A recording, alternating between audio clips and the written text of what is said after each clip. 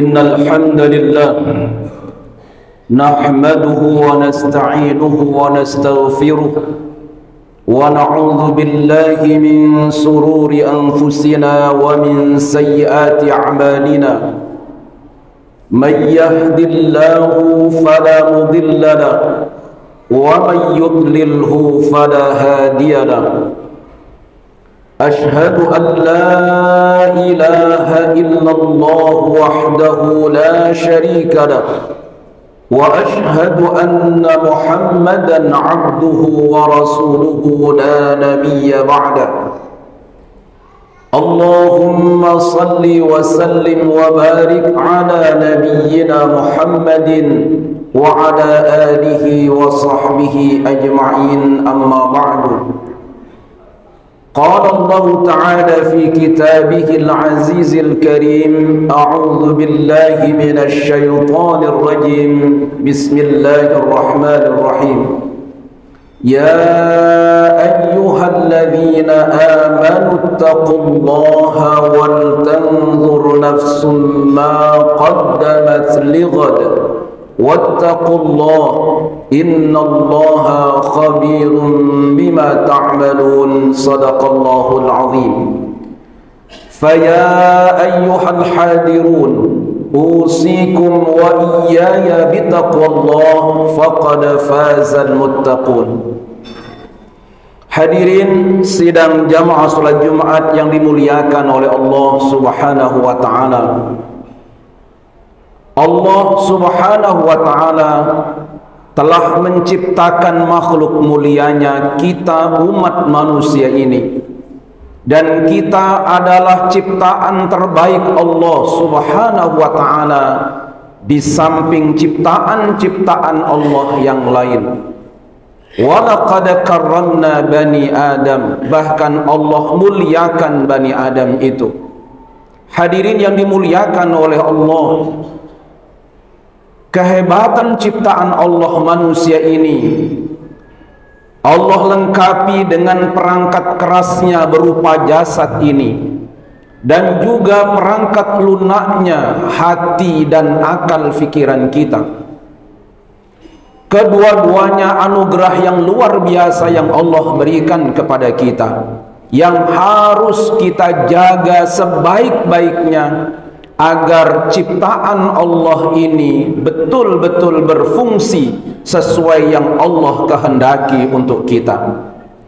Hadirin yang dimuliakan oleh Allah, utamanya adalah hati kita itu, perangkat lunak yang bisa mempengaruhi keseluruhan dari proses laku apa yang Allah titahkan untuk kita. Hati yang baik akan bisa membawa kebaikan bagi keseluruhannya, tetapi hati yang buruk akan juga membawa keburukan bagi keseluruhan ciptaan Allah manusia ini. Rasulullah SAW melalui sahabat Nu'man bin Bashir yang diriwayatkan oleh Imam Al-Bukhari, Imam Muslim, Rasulullah menyampaikan, ala inna fil jasadi mudghah, ketahuilah, wa inna fil jasadi mudghah, bahwa di dalam jasad itu ada segumpal daging. Idza saluhat saluhal jasadu kulluh, kalau segumpal daging itu baik maka baiklah keseluruhannya. Wa idza fasadat fasadal jasadu kulluh, sebaliknya bila hal tersebut buruk maka buruklah seluruhnya. Ala wahiyal qalbu, ketahuilah bahwa dia adalah hati atau jantung secara fisik, tetapi secara imateri adalah hati kita. Hadirin yang dimuliakan oleh Allah Subhanahu wa taala, sampai Rasulullah juga menuntunkan kepada kita untuk selalu berdoa, ya muqallibal qulub tsabbit qalbi ala dinik. Hati yang baik adalah hati yang senantiasa mengingat Allah Subhanahu wa taala, mengharapkan rahmat dan ridhonya. Hati yang buruk adalah hati yang selalu melalaikan Allah Subhanahu wa ta'ala. Hadirin, kita umat Nabi Muhammad yang tidak maksum sebagaimana beliau, tentu dalam perjalanan kehidupan kita ini banyak kealpaan, kelalaian kita di dalam kita mentaati Allah Subhanahu wa ta'ala. Hati kita lalai. Kitab Nasahil Ibad karya Syekh Nawawi Al-Bantani mengutip beliau dari pendapat Hasan Al-Basri. Beliau menyampaikan bahwa ada 6 hal yang sering hal ini bisa merusak hati kita ini, sehingga hati kita tidak bisa bersih dan selalu lalai mengingat Allah Subhanahu wa ta'ala. Kata beliau, yang pertama adalah yadnibuna biraja'it taubah. Yang bisa melalaikan hati kita itu adalah senantiasa kita berbuat dosa, tetapi kita punya keyakinan bahwa dengan kita berbuat dosa hari ini, kelak di ujung kita diterima taubatnya oleh Allah. Orang yang senantiasa meremehkan dosa ini dengan satu keyakinan bahwa kelak ketika dia bertobat akan diterima oleh Allah, maka hal yang remeh-temeh dosa itu lama-lama bisa merusak hati kita itu. Hadirin yang dimuliakan oleh Allah Subhanahu wa ta'ala, Ibnu Battal menyampaikan, al-muhaqqiratu idza kathurat sarat kibaran ma'al israr.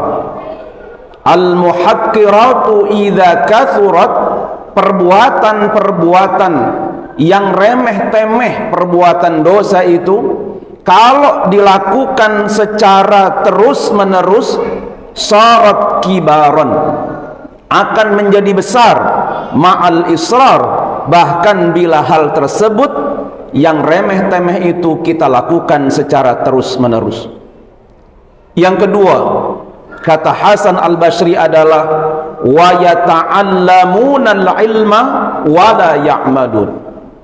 Orang yang senantiasa belajar tetapi tidak berusaha untuk mengamalkan pengetahuan yang dia dapat.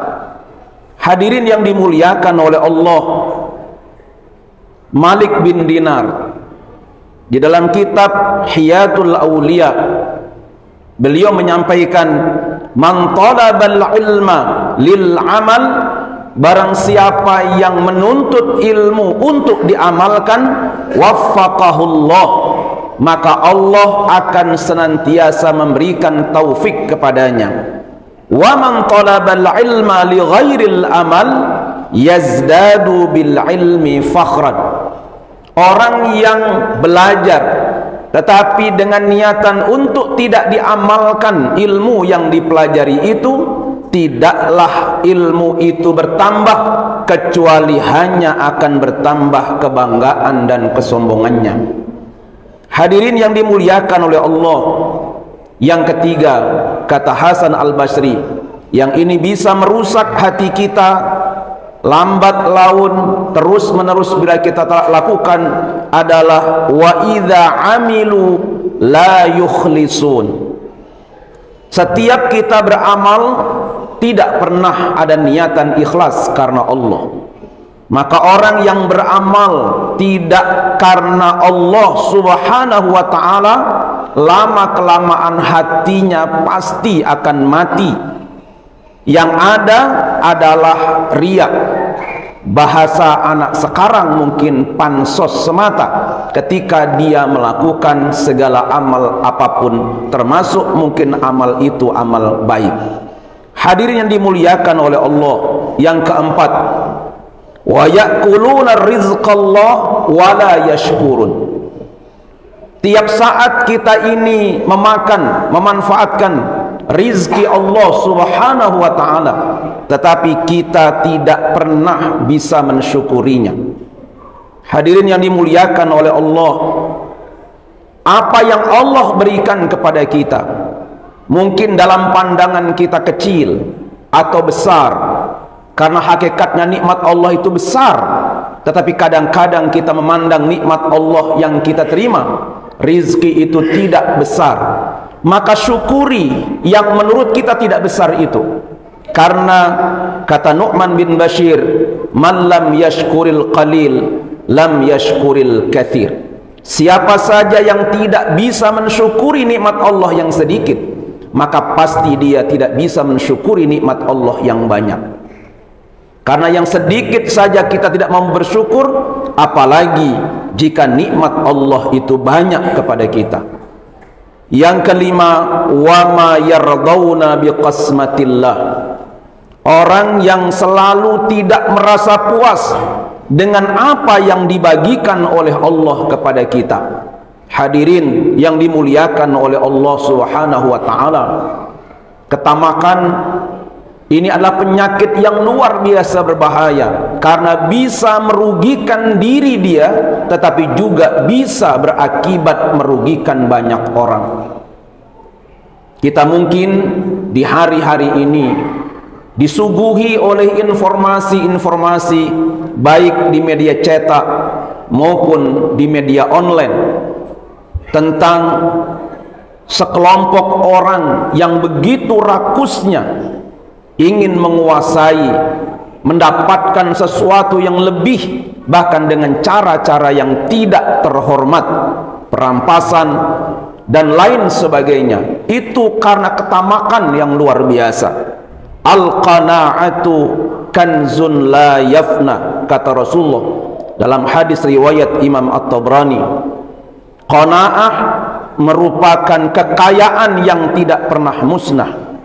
Man azza man anqana azza man qana'a wa dhalla man tama'a. Sungguh mulia orang yang qanaah, tetapi sungguh hina orang yang tamak. Yang terakhir, hal yang bisa mengotori hati kita, menjadikan hati kita lalai, adalah wa yadfinuna mautahum wa la yata'abbarun. Kita selalu mengiringi, menyaksikan, bahkan ikut berpartisipasi di dalam kita merukti jenazah orang lain hingga ke pemakamannya, tetapi kita tidak pernah bisa mengambil pelajaran dari kematian itu. Rasulullah sallallahu alaihi wasallam menyampaikan kepada kita, aksiru dzikra hadzimil ladzat. Perbanyaklah oleh kalian mengingat pemutus kenikmatan, yakni al-mauta, yaitu kematian. Hadirin yang dimuliakan oleh Allah, 6 hal itu menurut Imam Hasan Al-Basri yang dikutip oleh Syekh Nawawi Al-Bantani dalam kitab beliau, yang bisa melalaikan bahkan mengotori hati kita. Mudah-mudahan kita bersama-sama terus mampu membersihkan hati kita ini dengan terus mengingat Allah Subhanahu wa taala dan segala tuntunannya yang telah Allah berikan kepada kita. Barakallahu li wa lakum fil Qur'anil azim wa nafa'ini wa iyyakum bima fihi min ayati wa dzikril hakim wa taqabbal minni tilawatahu innahu huwal ghafurur rahim wa qur rabbighfir wa anta khairur rahimin. Ya ya qayyim rahmatika astaghfir.